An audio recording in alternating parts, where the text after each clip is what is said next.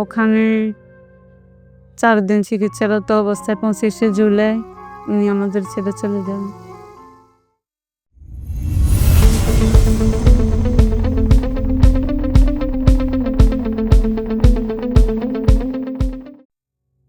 আসসালামু আলাইকুম।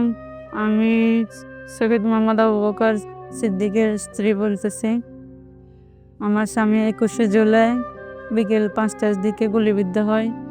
পরে ওনাকে নিয়ে আমরা ঢাকার নিউরোসায়েন্স হসপিটালে নিয়ে যাই।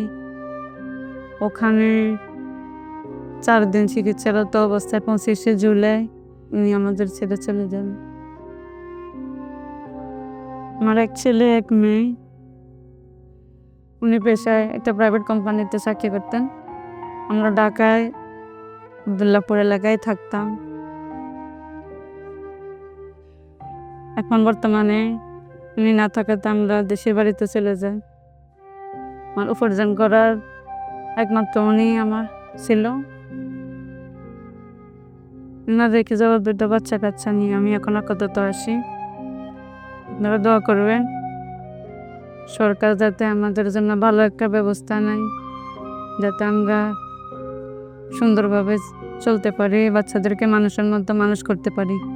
আল্লাহ হাফেজ।